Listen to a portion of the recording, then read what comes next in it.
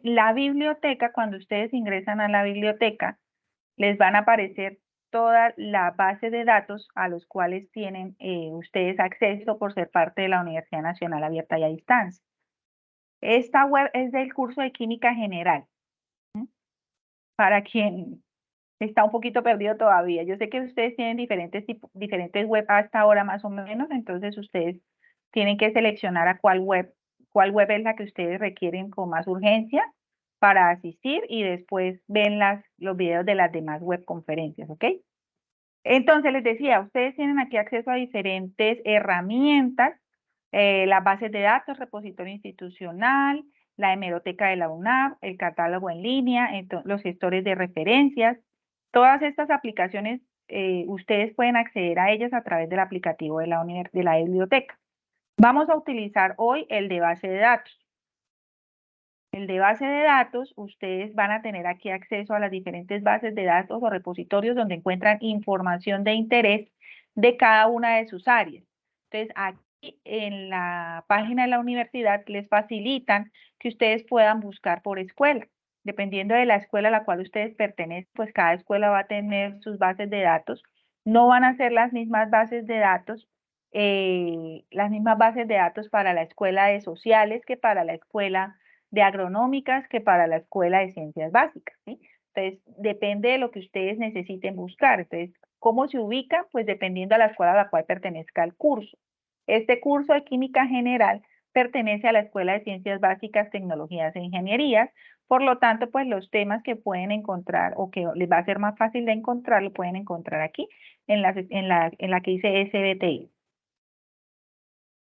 Listo.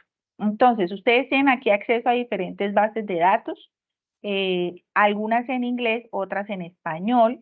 Está, por ejemplo, la de ALNET, que es una base de datos que se encuentra en español. Está esta de Applied Science, que es una base de datos en inglés. Lo mismo que esta, que es una base de datos de libros de acceso abierto. La EBSCO, que también es una base de datos de libros. El libro, que es otra base de datos de libros, y ustedes van a encontrar aquí varias opciones. Tienen una, dos, hasta tres pestañas para hacer la búsqueda. Cada base de datos tiene su tutorial en PDF donde ustedes pueden encontrar la manera en que pueden ingresar a esa base de datos. Entonces, si ustedes desean, pueden ir y ver el tutorial donde les va a explicar paso a paso qué es lo que tienen que hacer para ingresar a la base de datos. Más o menos lo que yo les voy a explicar en este momento, pero de una manera mucho más detallada. Entonces, le dan ingresar, por ejemplo, si vamos a ingresar a esta base de datos de la DIALNET, y ustedes tienen que identificarse o generar un nuevo registro, ¿sí? Cuando ustedes generan el nuevo registro, él les envía su correo electrónico, que preferiblemente debe ser el institucional para que ustedes puedan tener acceso gratuito a toda la información que aparece acá. Se identifican una vez ustedes generen su registro. Yo pues ya tengo mi registro en la base de datos, pues ya tengo automáticamente mis datos para el ingreso. Cuando ustedes ingresan, los identifican y pues efectivamente ya pueden tener acceso a la base de datos. ¿Qué hay aquí en esta base de datos? Ustedes pueden buscar documentos en general o pueden buscar revistas. Y dependiendo del tema, pueden buscar tesis o pueden buscar resúmenes de congresos. Vamos a buscar documentos. Entonces, en la búsqueda de documentos, ustedes deben seleccionar las palabras claves importantes para que puedan encontrar información. Entonces, eso son algo más o menos, o lo conocen como fórmulas de búsqueda, ¿sí? Entonces, yo, por ejemplo, aquí ya había generado algunas fórmulas de búsqueda.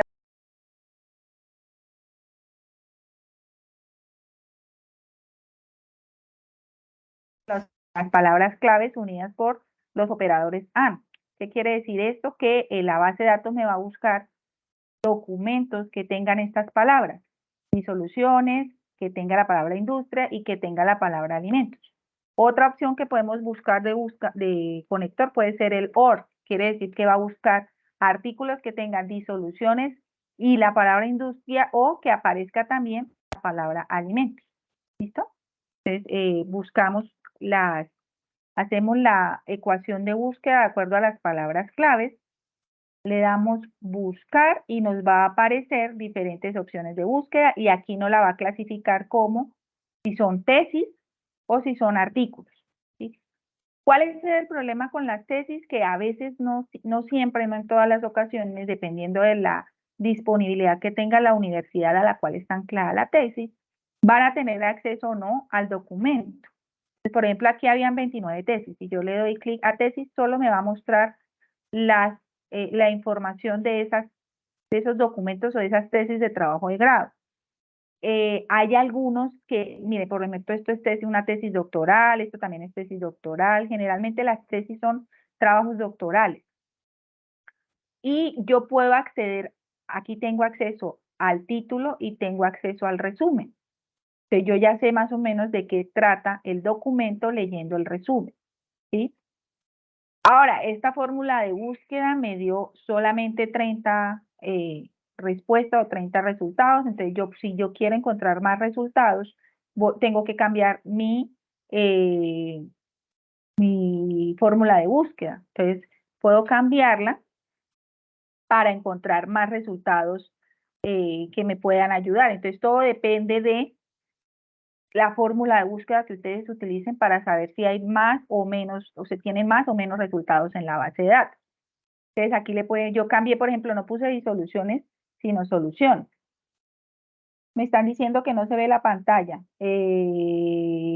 ¿Todos tienen ese problema o es solo María Jenny? Creo que debe ser problema de conexión. María Jenny, entonces intenta salir y volver a conectarte. ¿Sí? Entonces aquí les doy soluciones en soluciones, ingeniería y alimentos. Le doy buscar. Entonces miren que ya aparecieron más opciones. Ahora sí, les decía que la tarea dice que son artículos en inglés, pero la búsqueda o la manera de búsqueda va a ser exactamente igual para cualquiera de las bases de datos que están utilizando. O sea, la fórmula va a ser igual. ¿Qué es lo único que van a cambiar? El idioma. Entonces aquí, por ejemplo, ya no pondríamos soluciones, sino, por ejemplo, podríamos... Ahora, si no saben cómo se dicen en inglés las palabras, ustedes pueden ir al traductor de Google, ¿sí? Y buscan las palabras en español y que les hagan la traducción al inglés. Entonces, si de pronto alguno de ustedes no sabe cómo se escribe disoluciones, entonces, soluciones, la palabra soluciones, ingeniería, y esto dijimos que era alimentos, ¿cierto? Y entonces acá nos aparece Solution and Engineering and Food. Vamos a darle copiar, vamos a ver si esta base de datos, no sé si esta base de datos nos dé búsquedas en inglés. Creo que casi todas son en español, pero vamos a probar. Ah, sí, miren, aquí hay algunas, son tesis, artículos de revistas y artículos de libros. Entonces ya tenemos aquí algunos artículos que podemos ver y podemos revisar. Entonces miren que todo está en la base de datos, en la fórmula de búsqueda que nosotros utilicemos. Una vez encontremos el documento que nos llame la atención, pues, por ejemplo, aquí dice, me dicen, pues, si no vuelve y juega, si ustedes no saben qué es lo que dice acá, no entendemos que no todos tienen el manejo en inglés, entonces van y buscan en el buscado, en el traductor, cambian aquí que nos traduzca de inglés a español, dice mediciones de rotación óptica en control de procesos de investigación en ingeniería de alimentos. Podría llegar a ser, pero no dice nada de ninguna disolución, habla de mediciones de rotación óptica, podría ser que no nos sirva de a mucho. Ahora busquemos esta, por ejemplo. ¿Qué significa esta? ¿Qué quiere decir esta frase? Ingeniería sintética del transporte de membranas para aumentar la fotosíntesis y la eficiencia en el uso de agua. Podría ser, nos está hablando de agua. Entonces, pues acuérdense que tenemos disoluciones acuosas, entonces puede ser que nos sirva, vamos a ver si nos sirve, ¿qué podemos hacer? Tratar de buscar o tener acceso al documento. Le damos clic al documento y nos va a arrojar la información. Nos va a arrojar los autores, el director de la tesis, digamos que esto era una tesis, la universidad, el idioma en el que se encuentra y cuáles fueron los evaluadores de ese documento, a qué áreas de acción pertenece y el resumen. Entonces, todo el resumen que se encuentra acá. Ahora, esto, como es una tesis, probablemente no vayamos a tener acceso. Y sí, ¿no? Dice, mire, lectura en la Universidad de Barcelona. O sea, no tenemos acceso al documento. Entonces, es preferible que busquemos en artículos de revistas. Candy me dice que si es necesario buscar siempre soluciones. No, yo les estoy dando el ejemplo con soluciones. Ustedes pueden buscar gases, aplicaciones de gases en la industria de alimentos. La idea es que busquen temas relacionados con los temas de la tarea 3, que sería esto, por ejemplo, son gases y soluciones. Entonces, esos son los dos temas de la tarea 3. Aquí Ginés me dice, tutora, en el caso de electrónica, ¿qué se debe buscar? Pues podemos buscar lo mismo. Ah, bueno, mire, por ejemplo, el documento que nos va a mostrar o la investigación que nos va a mostrar ahorita el profesor, el doctor José Luis, yo les dije que era una aplicación para la industria de alimentos, pero ahora que lo recuerdo, el tema es de biosensores. Entonces, mira que en lo que él va a presentar, también tú puedes tener opción de mirar que eso se aplica a la ingeniería electrónica desde el punto de vista del sensor, que ya les va a explicar ahorita José Luis qué es el sensor, ¿sí? Pero tú simplemente colocas las palabras claves que requieres. Me regreso porque les dije que tesis de pronto no vayamos a tener acceso a tesis, podemos buscar artículos de revistas. ¿Qué diferencia hay entre las tesis y los artículos de revistas? Las tesis son trabajos que realizan las personas que quieren adquirir el título de doctorado, por lo tanto son documentos muy extensos porque tienen que mostrar al detalle los resultados de su investigación. Los artículos de revistas son más cortos que los documentos de tesis, ¿sí? Entonces, y los resultados son bastante puntuales porque son referentes a un tema en específico o a una aplicación en específica, ¿listo? Entonces vamos a mirar artículos de revistas. Entonces aquí hay varios artículos de revistas, veamos, la aplicación de los mundos, carne para todos, anales de la Real Academia de Ciencias Veterinarias, pero este está en español, generación de vehículos, esto no tiene mucho que ver, entonces miren que hay que buscar aplicaciones aplicaciones de las disoluciones de los gases. Integración de nanopartículas basadas, bueno, entonces miremos acá, por ejemplo, qué quiere decir esto. Integración de sensores de papel basados en nanopartículas en el aula. Podría ser, le damos clic y el texto completo no está disponible. Entonces ese es el problema que tenemos con las bases de datos. Con las bases de datos puede ser que haya documentos que no estén disponibles, ¿sí? ¿Cuál sería? Entonces ustedes pueden seguir buscando en esta base de datos si lo desean. De pronto yo por aquí había encontrado con una búsqueda en español, aplicación de la liofilización de conservación de microemulsiones usadas en alimentos funcionales y nutracéuticos en la misma base de datos, y esta sí tenía acceso al texto completo en PDF. Ustedes le dan clic al texto completo y él se los descarga. Si llegan cuando empiecen a hacer su búsqueda en la base de datos de aquí, pues simplemente abren y él les va a descargar el PDF, ¿sí? Ahora, podemos hacer la búsqueda en otros buscadores. ¿Cuál es el buscador más sencillo que nosotros podemos encontrar, o de pronto el que nos vaya a quedar más fácil de hacer? Pues el de Chrome o el de Google, ¿sí? Nos podemos ir a Google. Google tiene una cosa que no sé si todos lo conozcan, y es como un buscador muy específico que podemos utilizar para este tipo de casos, que es el Google Académico. El Google Académico ya nos filtra la información relacionada con la parte académica. Entonces nos va a desechar de entrada aquellas páginas que no tenga, que sean foros, por ejemplo, o que sean blogs, nos las va a filtrar, nos las va a quitar de ahí y nos va a dejar solamente documentos académicos, que generalmente son documentos en PDF que vienen anclados o a una revista o que vienen anclados a una universidad, ¿sí? Entonces va a ser mucho más accesible para hacer la búsqueda del documento. Entonces podemos buscar la misma fórmula que utilizamos acá. A ver, ¿cuál fue la fórmula de búsqueda que utilizamos? Esta. Solution and Engineering and Food. Entonces podemos hacer la búsqueda y miren que cuando hacemos la búsqueda nos arroja documentos en PDF, ¿no?, que van anclados a bases de datos. Por ejemplo, esta base de datos de Springer es una base de datos que es bastante útil para documentos que tienen que ver con diferentes áreas de la ciencia. Entonces, soluciones de ingeniería para energía, sistemas de alimento, energía y agua. Esto es más que ingeniería, es lo que dice acá el documento. Podemos darle clic, nos abrirá la página y nos buscará y nos dice descargar PDF. Entonces podemos descargar el PDF. Ojo porque vuelve y juega. Puede que Google nos dé también la búsqueda, nos mande a la base de datos, pero a veces las bases de datos son pagas. Pues no vamos, puede ser que no tengamos siempre el acceso al documento. En este caso sí nos la da. Entonces, abrir documento y miren que aquí está el artículo de investigación. ¿Qué partes tiene un artículo de investigación? El título, el nombre de la revista, el año de publicación, el número y las páginas de la revista.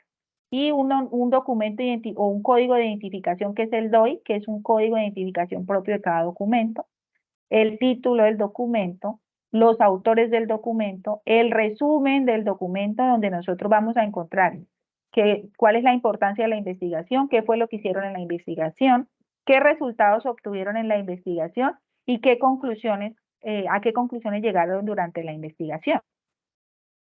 Tiene la introducción más ampliada sobre la investigación. En este caso, este artículo como tal que les estoy mencionando es un artículo de revisión. Entonces también es un artículo que les va a servir mucho porque es un resumen de varias investigaciones. Entonces puede ser que les sea útil. Entonces, ¿cuál es el objetivo lo que ustedes tienen que hacer? Buscar el artículo, tratar de leer el artículo, se van a ayudar entonces, del traductor para hacer la traducción y entender un poco de qué se trata el tema. Ahora, sí, señora, este es el punto número 4 de la tarea de química general. La tarea del punto 4 de la tarea de química general tiene que ver con la búsqueda de una aplicación del tema de soluciones y de gas. Por eso estamos mostrando cómo se buscan los artículos de investigación, para que ustedes puedan ver la aplicación y puedan hacer el resumen. Entonces, ustedes tienen que hacer como doble trabajito aquí. Van a tener que buscar el artículo en inglés, tratar de entenderlo ayudándose del traductor y luego hacer un pequeño resumen. Miren que ¿dónde está? La guía nos dice no nos dice cuántas palabras debe tener el resumen. Entonces no les estamos pidiendo un resumen de 2 páginas o un ensayo de 3 páginas y 5.000 palabras, no. Un resumen lo suficientemente largo como de la extensión suficiente para que ustedes puedan mostrar la aplicación y mostrar lo que entendieron. Lo pueden escribir en español y nuevamente utilizar el traductor para poder pasarlo al inglés, ¿sí? Pueden hacerlo así, ¿ok? ¿Para qué van a utilizar el foro en esta ocasión? Ustedes pueden aprovechen el foro para mandar el documento y decirle a su tutor o su tutora, profe, este documento me sirve, si estoy entendiendo lo que me está diciendo el documento, profe, el documento dice esto, pero no estoy segura. Entonces ahí es donde va la guía de lo que les está diciendo, la guía que se va a hacer en el transcurso en la realización del foro. ¿Listo? Las grabaciones, sí, esto, Erika, la grabación, como todas las grabaciones de química general, quedan disponibles en el campus. Yo ya les había enviado hace mucho rato una infografía donde les decíamos dónde encontrar las grabaciones. Ustedes ingresan al campo virtual en el entorno de información inicial, ¿sí? Y ahí en el entorno de información inicial no me quiere cargar el campus. Esperemos a ver si carga. Ah, sí, aquí está. Entran ustedes a química general y en el de química general ustedes van a encontrar los 3 entornos de aprendizaje aquí, en donde dice información inicial.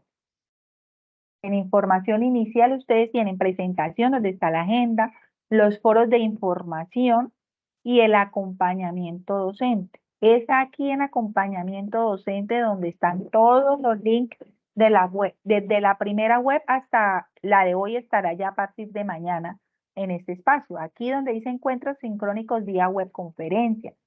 Le dan clic y van a encontrar una tabla con todos los links. Algunas veces se incrusta dependiendo pues de la disponibilidad o de que la plataforma agarre bien el link o no, el video. Entonces, y si no, pues aparece el link donde ustedes solo tienen que copiar y pegar el link en un buscador y pueden tener acceso a la grabación. Miren que aquí está la última que se realizó la semana pasada. ¿Listo? ¿Hay alguna pregunta hasta aquí de cómo buscar el artículo? Miren, aquí les aparece diferentes opciones. Soluciones para la sustentabilidad de la producción de comida y de sistemas de consumo. Sí, es solo hacer el párrafo. Lo único que sí les voy a pedir el favor es que no vaya, como les estoy diciendo que es un párrafo en inglés y que es un resumen, no vayan a copiar el abstract del artículo.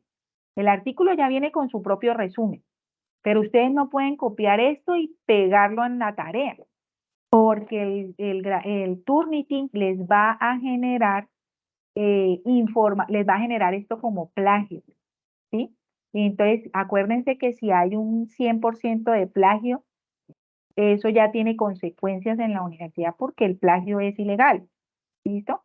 Entonces, no es que copien el astra. ¿Cómo a sacar la bibliografía, chicos? El internet es tan maravilloso que ya todo está en internet, solamente hay que saberlo buscar. Ustedes pueden buscar en su respectivo buscador, si quieren utilicemos Google, y en el Google ustedes pueden colocar referencia en APA, ¿sí? Referenciar en APA. Miren que aquí ya les aparece varias páginas donde les dan el generador de la cita. Ustedes simplemente tienen que darle clic, por ejemplo, a este que es de script.rs.es, buscar el título o ponerle el DOI. ¿Dónde aparece el DOI en el artículo? A veces aparece en la parte superior. Dependiendo de la revista, a veces también lo ponen en la parte inferior o lo ponen aquí en la información de los autores. Por aquí en la parte de abajo, entonces ustedes tienen que buscar es dónde aparece la información de la revista. En este caso es esta revista. A veces las revistas aparecen con las siglas, con el nombre en diminutivo. Esta era la revista, a ver si me la deja ver, Journal bueno, yo también soy mala para pronunciar en inglés. Revista de estudios, de estudios y ciencias medioambientales, ¿sí? Entonces, está el nombre de la revista, el año de publicación, el número, las páginas, y abajo, generalmente abajo de esa información aparece el DOI. ¿Sí? ¿Cómo se llama qué? ¿Cómo se llama el, la, la aplicación aquí? Mira, no tengo ninguna aplicación, es simplemente colocar referenciar en APA en Google y les aparece esto. Ustedes pueden buscar cualquiera de las que aparece aquí, y si quieren pongan la primera. Ponen la primera y les aparece aquí, y ustedes ponen el DOI, voy a poner el DOI, voy a poner el DOI, y le dan citar.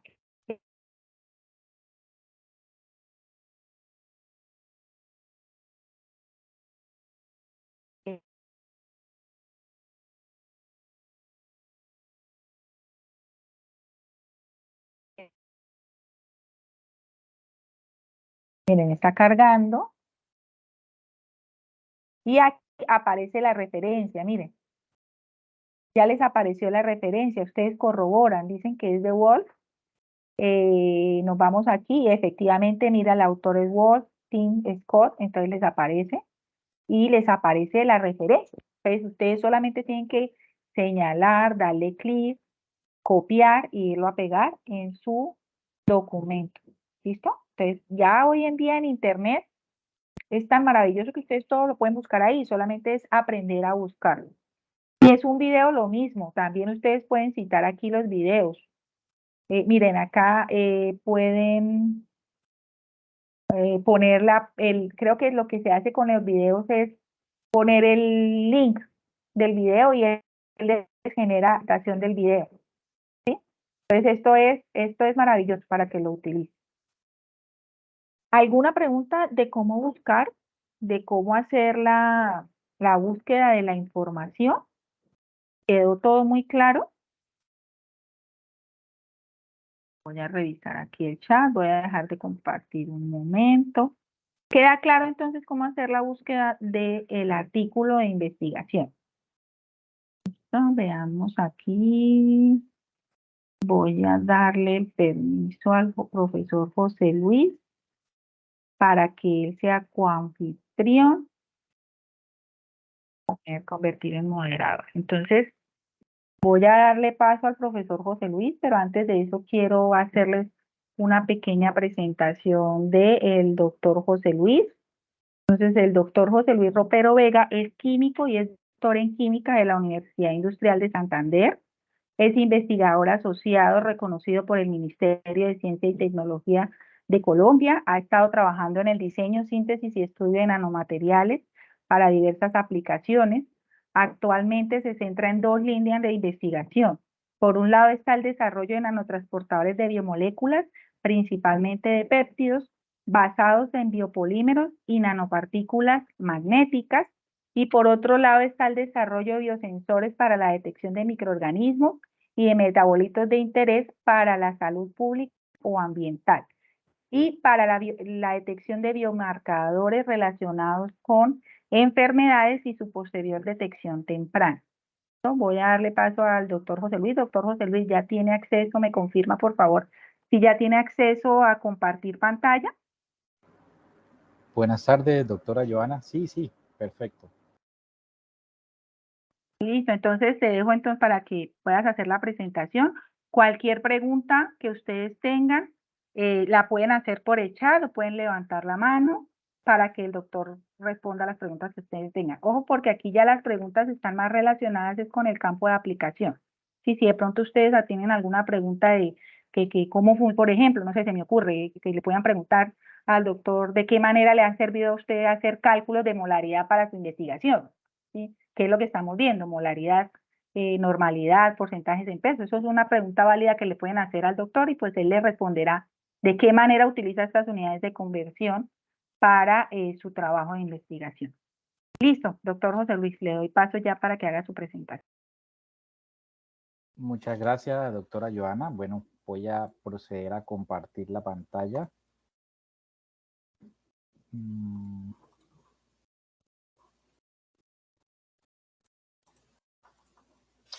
¿Me confirmas, por favor, si se puede ver? Sí, ya estamos viendo la pantalla. Perfecto, muchas gracias. Bueno, muy buenas tardes a todos y todas. Como dijo la doctora Joana, mi nombre es José Ropero Vega. Yo soy doctor en química. Actualmente trabajo en la Facultad de Ciencias Básicas e Ingeniería de la Universidad de Los Llanos. Y durante mi experiencia en investigación he desarrollado trabajos sobre todo con nanotecnología. En esta oportunidad tengo una charla bastante puntual con el fin de mostrarles a ustedes una aplicación de algo que se puede hacer con un concepto que muchas veces lo consideramos muy básico, que lo es, pero termina siendo también fundamental. Esta charla la he llamado Microorganismos y biosensores, siguiendo el rastro del mundo microscópico. Entonces, bien, ¿quién no conoce un glucómetro? Ese aparatico que vemos aquí es un glucómetro, se utiliza mucho en el campo de la salud, se utiliza para monitorear el nivel de glucosa en sangre de pacientes que tienen tendencia a ser diabéticos o que son diabéticos. Entonces, este aparatico le permite a la persona monitorearse a diario en caso tal de que llega a haber una subida o una bajada de la concentración o de la cantidad de azúcar en sangre, pues eso puede llevar a problemas de salud graves. Entonces la persona fácilmente puede ir al médico. La ventaja de ese tipo de dispositivos es que una persona sin conocimientos digamos, particulares, de temáticas particulares, pues lo puede utilizar. Esto lo puede uno comprar en una droguería, tienen unas tiritas, en fin. Pero detrás de eso hay todo un desarrollo, toda una investigación en campos que de pronto dentro de su formación en las diversas áreas, pues lo van a tratar.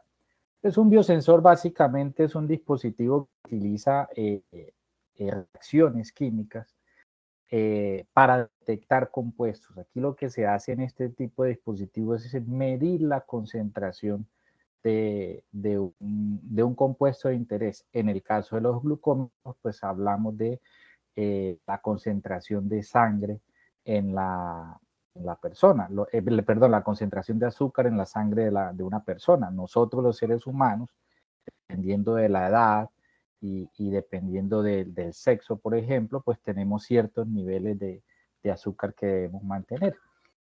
Entonces, bien, ese tipo de dispositivos, los biosensores resultan muy interesantes porque, como les dije hace un momento, cualquier persona los puede manejar. Simplemente uno utiliza una tirita, presiona un botón y él le arroja a uno un valor. Sin embargo, pues ese tipo de dispositivos no solamente se utilizan en el área de la salud, sino que se puede extender eh, para hacer monitoreo de prácticamente cualquier sustancia química en las diferentes industrias que ustedes puedan considerar. Eh, Rápidamente, pues como para contarles en qué consiste este tipo de dispositivos. Estos dispositivos tienen unas moléculas, unas sustancias que se llaman elementos de reconocimiento, y esas sustancias son las encargadas de detectar ese analito de interés. Por ejemplo, en el caso de los glucómetros, pues hay unas sustancias que se encargan de detectar la molécula de glucosa que puede estar perfectamente en la sangre. Ahora bien, el tema es cómo el dispositivo lee esa información, cómo la reproduce, porque finalmente en esos aparaticos uno lo que ve es un número. Básicamente, pues eso es una señal que se tiene que cuantificar, ¿sí? Y esa cuantificación se hace a través de una serie de dispositivos que se llaman transductores. Esos son, los transductores es un dispositivo, un aparato, un conjunto de cosas que traducen una señal. Por ejemplo, un transductor, nosotros podemos decir que nuestro celular es un transductor, porque al celular, ¿qué le llega? ¿Cómo nos llega la información al celular? A través de la señal del Wi-Fi, si estamos hablando de Internet, o a través de la red. Pero eso simplemente son señales que el dispositivo tiene que transformar en una imagen, en un sonido, etcétera, etcétera. Entonces, podríamos considerar eso como un transductor. Entonces, bien, los biosensores, o para la construcción de los biosensores, nosotros utilizamos unas tiritas como las vemos aquí. Fíjense, esto es una fotografía a escala, una moneda de 200 pesos que todos conocemos, son unas tirillas muy pequeñas y tienen el mismo funcionamiento que las tirillas que se utilizan en los glucómetros, que son como las que vemos acá. Para modificar esas tirillas, entonces nosotros utilizamos lo que se conoce como nanotecnología, un poco digamos, de cultura general en esta parte. Hoy en día se habla mucho de la nanotecnología, pero muchas personas desconocen qué es la nanotecnología.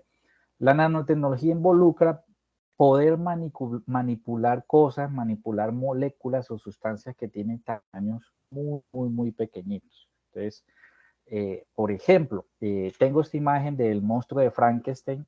Todos conocemos esa historia, que es un monstruo que es un doctor loco. Lo que hizo fue tomar de cuerpos de personas ya fallecidas, las pegó, le metió electricidad y esa cosa tomó vida. Eso no es nanotecnología, pero si esa persona fuera un nanotecnólogo, nuestro cuerpo humano básicamente está conformado de agua, unas sustancias que son aminoácidos, azúcares y iones.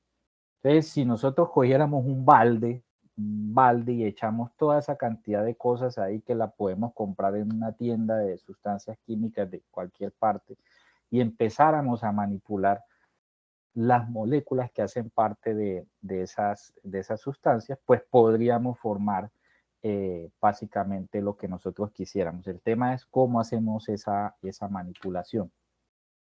En el caso particular de los biosensores, nosotros hacemos uso de las nanopartículas de oro. Preparamos nanopartículas de oro en esas tiritas que les mostré ahorita que estaban al lado de la moneda. Una nanopartícula es una partícula muy pequeñita, alrededor de 50 nanómetros en el caso de estas partículas que nosotros utilizamos. Ese tamaño de 50 nanómetros equivale a, si lo vemos acá, a la 1.000.000.000ª parte de un metro. Es algo que no podemos ver nosotros con nuestros ojos, no podemos tocar, se puede analizar con una serie de instrumentos especializados. Ahora bien, esas nanopartículas tan pequeñas que tienen tanta aplicación en muchas áreas, ¿cómo las preparamos? Muy sencillo, a partir de una solución acuosa de una sal. Hay una sustancia que es esta que vemos aquí, tiene oro, tiene cloro, tiene hidrógeno y nosotros preparamos una solución de concentración muy baja, 0,001 molar. Y eso, aplicando unas técnicas muy sencillas de laboratorio, nos permite obtener nanopartículas que son estos punticos que vemos acá. Estas son unas imágenes que se llaman micrografías. Se llama micrografía no porque sean pequeñas, sino porque son tomadas en ese mundo microscópico que nosotros no podemos ver a simple vista. Cada puntico que ustedes ven acá, cada puntico blanco, corresponde a una nanopartícula de oro que tienen un promedio de 50 nanómetros. Y estas dos fotos nos muestran cómo cambiando simplemente la concentración de esta sustancia en la solución podemos cambiar, por ejemplo, la cantidad de nanopartículas. Aquí claramente vemos que en la imagen de la derecha hay más nanopartículas que en la imagen de la izquierda. ¿Cómo modificamos eso? Simplemente cambiando esta concentración. Y esta sustancia, esta sal de oro, porque es una sal, es una sustancia como ver la sal de cocina que nosotros tenemos en la casa, igualita, solamente que es amarilla. Entonces, cuando la disolvemos en agua, queda una solución de color amarillo, que es como está acá, que es algo característico del oro como todos lo conocemos. Después, en esas nanopartículas, entonces nosotros procedemos a inmovilizar o a ubicar ahí esas sustancias que hacen el biosensor específico, que hacen que el biosensor sea capaz de detectar unos analitos. ¿Y cómo? Bueno, esas sustancias, algunos son péptidos, enzimas, anticuerpos, bueno, de pronto son algunos conceptos que no están acostumbrados a escuchar, pero en algún momento lo tendrán oportunidad. Son básicamente biomoléculas, moléculas que hacen parte del organismo y tan fácil como es preparar una solución en agua de estas moléculas y ponerlas encima de esas nanopartículas y ellas automáticamente quedan ahí quietas, inmovilizadas. Ahora bien, los biosensores, como les comentábamos al principio, le comentó la doctora Joana y de acuerdo al título de la presentación, los biosensores que yo he venido trabajando están enfocados hacia la detección de microorganismos, hay muchos microorganismos buenos, pero hay muchísimos microorganismos que son patógenos y que esos microorganismos crecen prácticamente de manera incontrolada en muchas partes, en el agua, en los alimentos, en fin. Entonces, en las diversas industrias, por lo menos en las industrias alimenticias, constantemente tienen que hacer monitoreo, seguimiento, medir cuánto microorganismo hay, cuál es la concentración del microorganismo en una muestra de agua, en una muestra de leche, por ejemplo. Y pues cuando esa concentración comienza a aumentar, pues eso es un indicio que hay contaminación y es algo a lo que se debe prestar atención para que pues ese alimento, por ejemplo, no vaya a salir al mercado. Entonces, bien. Ahora bien, el dispositivo, el biosensor como tal, no es capaz de decirme a mí que lo que hay ahí es un microorganismo. O sea, no es que el biosensor me dice, hey, ojo que aquí hay un microorganismo, no. Simplemente el biosensor, ese dispositivo, cuando interactúa con un microorganismo, emite una señal que puede ser eléctrica en el caso de los biosensores que son electroquímicos, así se llaman los biosensores como el glucómetro. Hay otro tipo de biosensores que son ópticos y demás. Entonces, estos dispositivos cuando detectan el analito para el cual fueron diseñados, no es que te digan, hey, en la muestra hay azúcar, en la muestra hay un microorganismo, en la muestra hay tal cosa. No, ellos simplemente emiten una señal. ¿Qué es lo que nosotros hacemos en el laboratorio? Por ejemplo, en esta figura vemos ahí, partimos de una solución, bueno, una suspensión de bacterias muy concentrada y mediante un proceso de dilución o de diluciones seriadas, vamos bajando la concentración de microorganismos. Entonces, no es a propósito que estos tubitos que vemos aquí, por ejemplo, el tubo número 1 es mucho más claro o se ve mucho más claro que el tubo número 6, porque en el tubo número 1 hay poquitos microorganismos, la concentración es muy baja, mientras que en el tubo 6 hay mayor cantidad de microorganismos. Entonces, ¿qué hace el biosensor?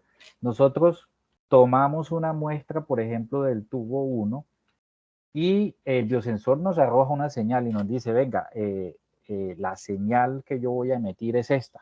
¿Sí? Y esa señal muchas veces, o en la mayoría de los casos, es cuantificable. Por ejemplo, una corriente eléctrica. Ahorita escuché a la doctora Joana comentar, en algunos casos hay algunos electrónicos. Bueno, en este tipo de cosas, fíjese cómo se puede interactuar la química con la parte eléctrica. Hay un analito de interés en una muestra, emite una señal eléctrica. ¿Qué pasa cuando ese analito o esa sustancia de interés está en mayor concentración?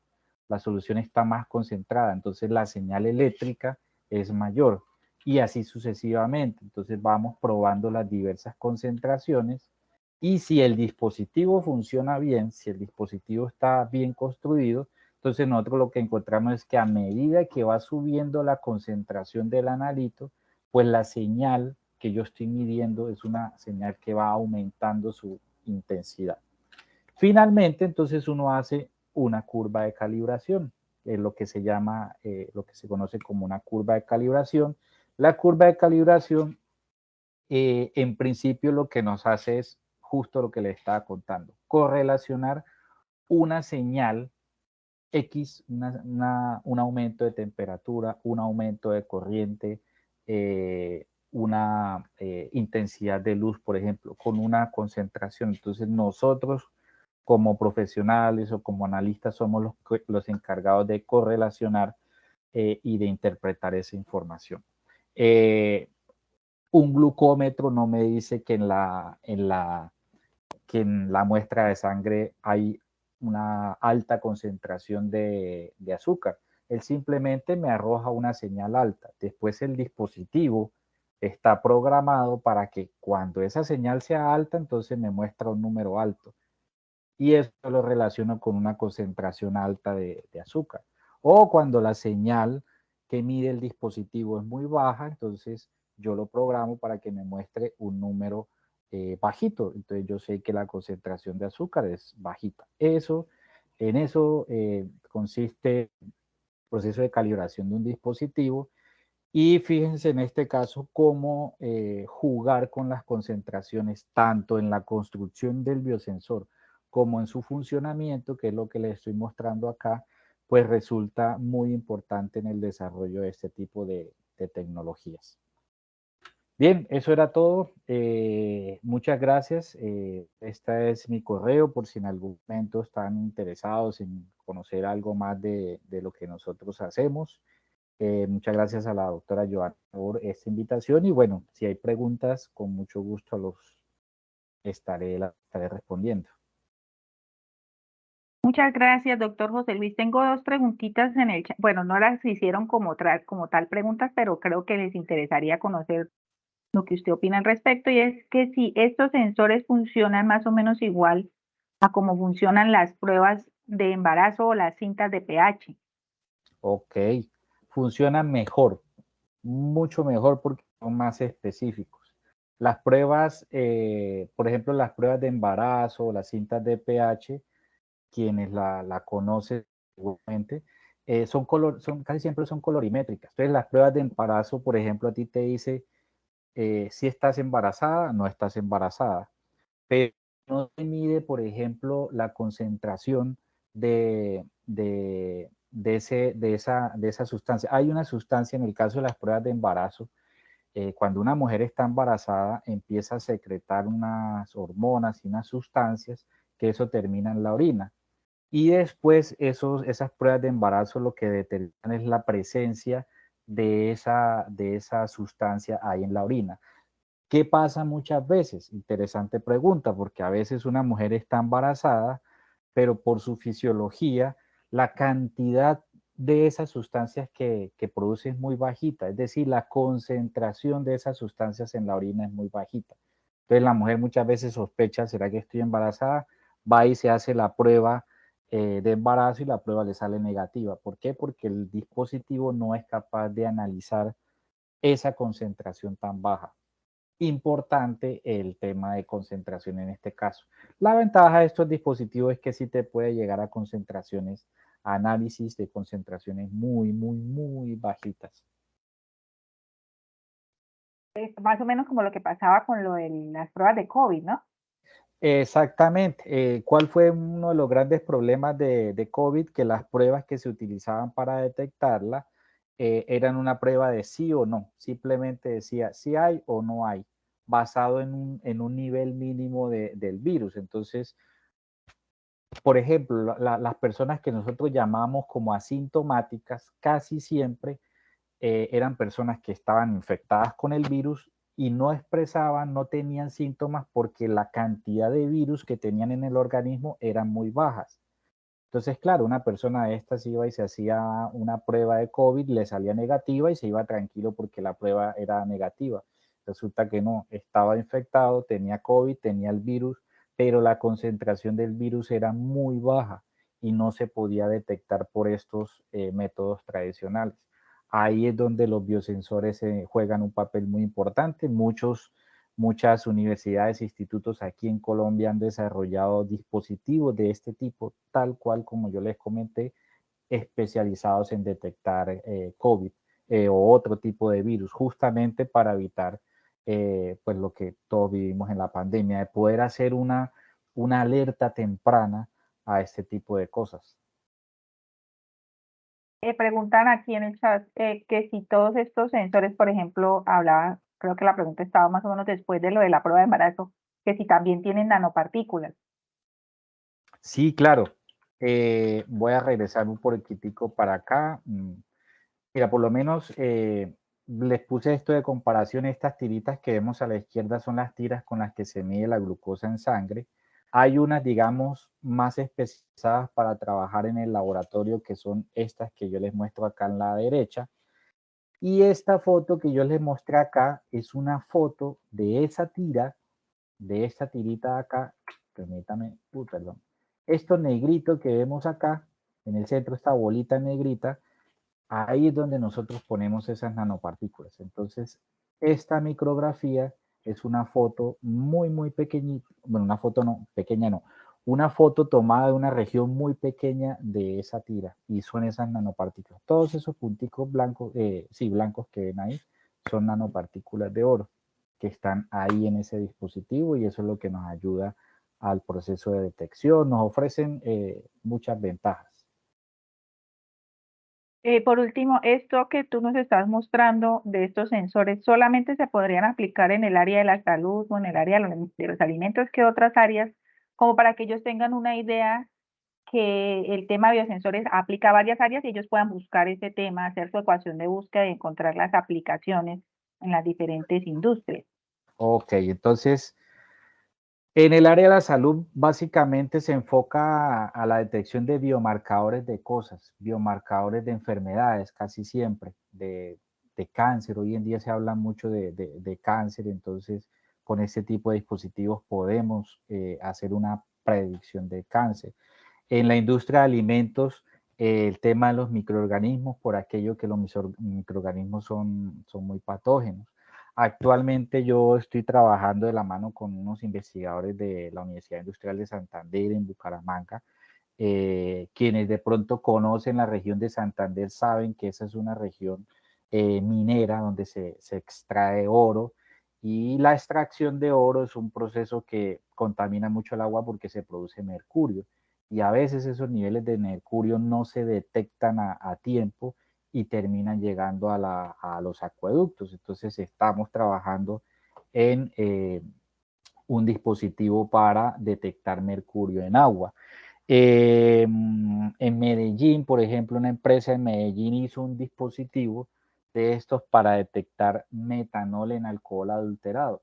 Lo que nosotros, o lo que normalmente en las noticias, si han visto eso, cuando cae alcohol de contrabando no, alcohol adulterado, es bebidas alcohólicas, casi siempre son vinos, tipo ron y ese tipo de bebidas, al que le echan una sustancia que es muy tóxica que se llama metanol.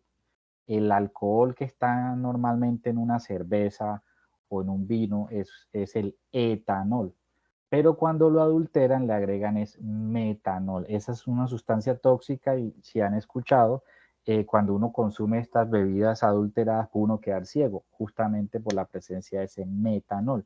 Entonces hay una empresa que hace esos dispositivos para detección de metanol en bebidas alcohólicas, y sé que la policía, por ejemplo, de Antioquia utiliza esos dispositivos para analizar muestras y demás. En fin, como les dije al principio, uno puede aquí, para lo que ustedes quieran detectar, cualquier sustancia química que a ustedes se les venga a la cabeza que esté en una muestra de agua, en una muestra de suelo, en donde ustedes quieran, podemos aplicar ese tipo de dispositivos. Ya de ahí para allá, pues viene el trabajo en cómo lo aplico, cómo lo construyo, cómo lo trabajo, en fin. Incluso tú ahorita en estos momentos estás trabajando en un proyecto, en la formulación de un proyecto que tiene que ver con la detección de un virus animal, ¿no? Entonces ahí también ustedes tendrían opción, miren que incluso en la industria, en la parte de zootecnia, tienen aplicación. Para los de zootecnia, exactamente. Para quienes estudian zootecnia, en los animales hay muchos virus, y muchas veces quienes trabajan con las vaquitas o los pececitos, pues no le prestan mucha atención a los virus, porque sencillamente si una vaca está enferma, pues la sacrifico y vendo la carne ya. Pero el problema es que si una vaca se te enfermó, es probable que el resto de ganado se te enferme. Entonces, este tipo de dispositivos te puede detectar a tiempo y de una manera muy temprana, muy rápida, si puede estar presente o no una enfermedad. Actualmente también con la Universidad de los Llanos estamos tratando de comenzar a trabajar, por ejemplo, en la parte de Guainía. No sé si hay alguien de por acá, de esa región de Guainía, bueno, sobre todo la parte Amazonía, hay mucha eh, mucho criadero de peces, pero en ríos. Y algunos de estos ríos, o muchos de estos ríos, ustedes no se imaginan cómo están decontaminados los ríos de la zona de la Amazonía aquí en Colombia, con sustancias que son peligrosas, sobre todo metales, mercurio, cianuro. Bueno, cianuro no es un metal, pero puede estar ahí presente, y otro tipo de metales. Y pues la gente, dentro de su mismo emprendimiento, dentro de sus mismas ganas de salir adelante, pues aprovecha los recursos naturales para eso y no se dan cuenta de esa contaminación. Entonces la idea de nosotros es ofrecer dispositivos que cualquier persona las pueda trabajar para poder detectar a tiempo si el agua que yo le estoy echando a mis peces o le estoy echando a mi vaquita, pues puede tener algún patógeno o alguna sustancia que me le pueda hacer daño y me pueda dañar el negocio, pesticidas, por ejemplo. En fin, la aplicación de esto es muy, muy, muy amplia. Hay una pregunta de Mónica, ella está bastante interesada y creo que un poco preocupada porque el tema de ella es la ingeniería electrónica. Entonces, en Ok. este caso, Mónica y José Luis me complementa. Mira que la aplicación, más que porque te tengas que ir a que una solución te va a hacer, o sea, míralo desde el dispositivo en este caso. En este caso es la solución se utiliza para preparar el dispositivo. No sé si de pronto José Luis me ayuda a complementar cómo, o cómo lo explicamos de otra manera para que ella entienda que esto que estás mostrando es una aplicación en la parte electrónica. ¿Es ingeniería eléctrica o electrónica? Electrónica. Ok, Mónica me dices. Mónica, este Sí, aparatico Mónica. que, ok, este aparato que vemos aquí es un aparato electrónico, ¿sí? Cuando la tirita esta, que es donde se pone la gotica de sangre, detecta que hay azúcar ahí, genera una señal eléctrica, ¿sí? Entonces el aparatico está construido de tal manera. Ahora, la señal no es que esto bota un corrientazo, ¿no? O sea, es una señal eléctrica muy, muy, muy pequeña, muy, muy, muy tenue. Entonces, claro, este aparatico debe estar construido y debe ser capaz de medir esas señales que son muy, muy, muy, muy bajitas. Entonces, la última diapositiva, cuando yo les mostraba la señal de medida, en esos aparatos que son biosensores electroquímicos, lo que se mide es una señal eléctrica. Entonces, nuevamente, la señal que yo les estaba mostrando aquí no es un corrientazo, no es que yo puedo conectar un celular ahí y lo puedo cargar, no. Es una señal muy, muy, muy débil, muy pequeña, pero es una señal. Entonces, hay un trabajo muy fuerte, de hecho, ahí en esa área trabajan muchas personas en electrónica para construir el dispositivo, para programarlo, en cómo tú integras los resistores, los capacitores, bueno, todo ese tipo de cosas para que sean capaces de medirte esa señal tan pequeñita. Claro, en lo que les conté en Antioquia, que hay una empresa que hace estos dispositivos, evidentemente está el químico y el biotecnólogo que trabaja con las nanopartículas y todo, y por otro lado está el ingeniero electrónico, que es el que construye como tal el aparato. Mira que aquí entonces, Mónica, para que lo tengas claro, no es que uno hable, cuando uno habla de ciencia, no independientemente del programa en el cual ustedes estén en ciencia, tú no puedes hablar solo los ingenieros electrónicos a un lado y ellos preparan las soluciones, no, se trabaja de manera interdisciplinar.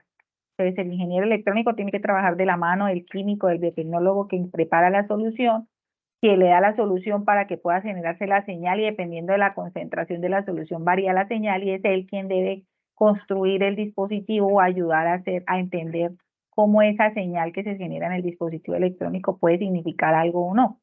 Y no sé si de pronto de esa manera, Mónica, te queda un poco más claro. Ahora, mira que José Luis hablaba de que hay sensores para detectar muchas cosas, e incluso hay sensores que se utilizan para detección de gases. Entonces, esto podrías irte por ahí, sensores que tengan que detección de CO2 o algo así. Me preguntan si los marcapasos entran en la categoría de nanotecnología.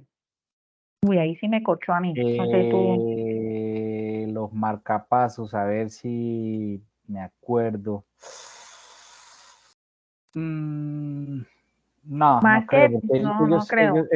no, el fundamento de los marcapasos es otro, porque ahí trabajas con diferencias de presión de la sangre, de pronto algunas tecnologías, pero no estaría Pero seguro. lo que hace el marcapaso es generar un impulso para permitir que el corazón siga funcionando. Sí, No habría sabes de ahí. pronto sí, sabes de pronto sí, como los marcapasos son inalámbricos, las personas no tienen que estar poniéndole batería, ellos se autorrecargan.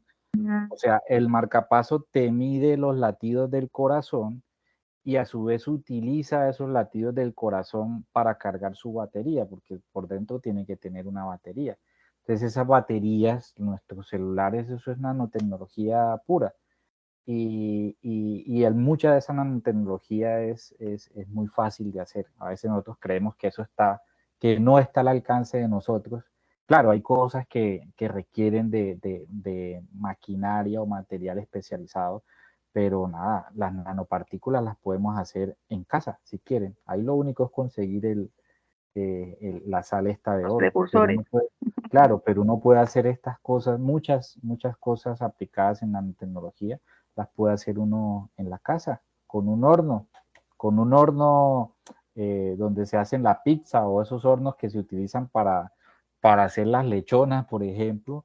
Yo puedo meter la cáscara del coco y hacer carbón activado y eso me sirve para hacer filtros, por ejemplo, para descontaminación de aguas. ¿Sí? Es algo.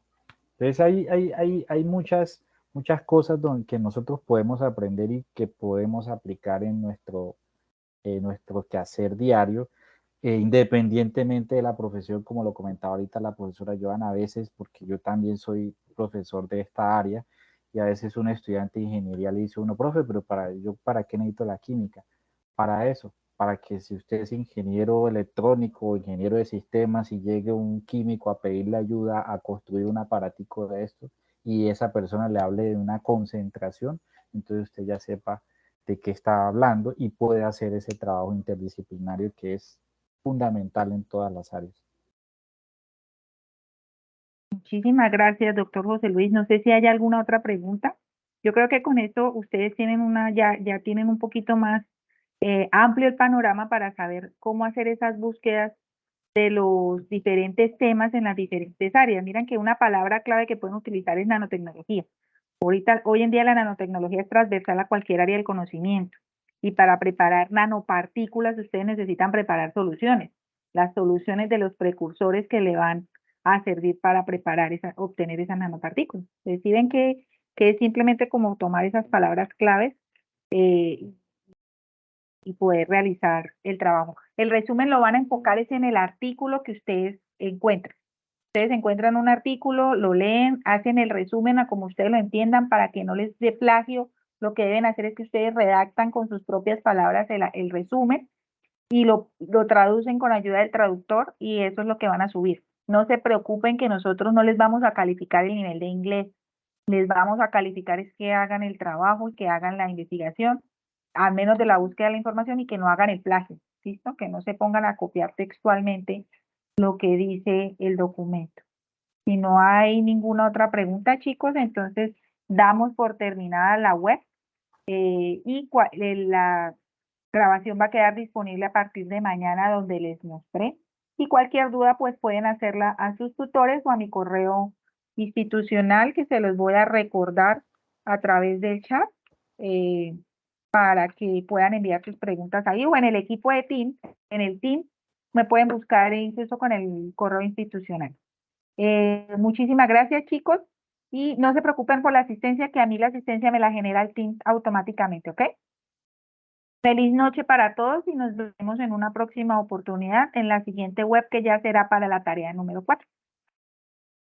Muchísimas gracias, doctor José Luis, y feliz noche para todos. A usted, doctora Joana, por la invitación. Hasta luego, muchas gracias.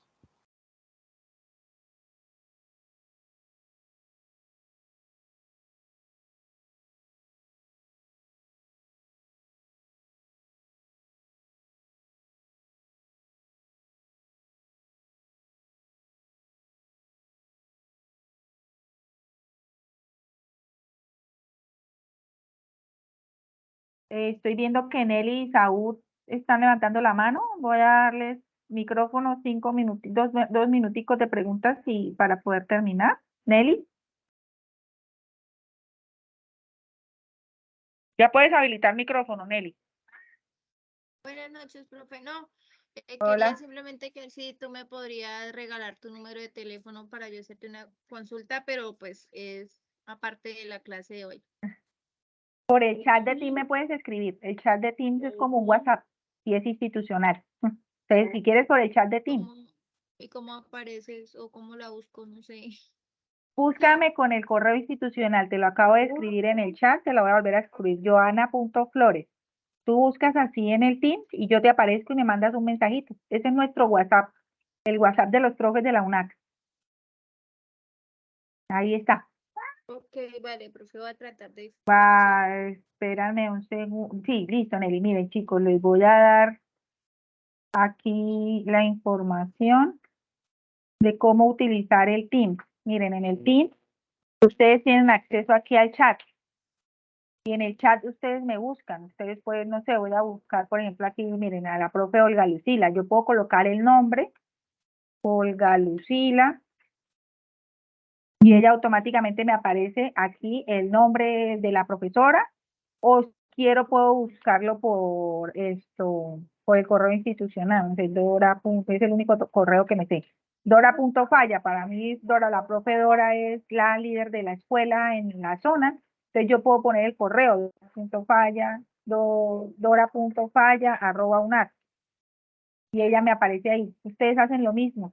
Colocan mi correo institucional, pegan el correo institucional aquí en la opción de chat, en búsqueda, y pueden automáticamente les aparece mi correo, mi chat, y me pueden escribir por ahí.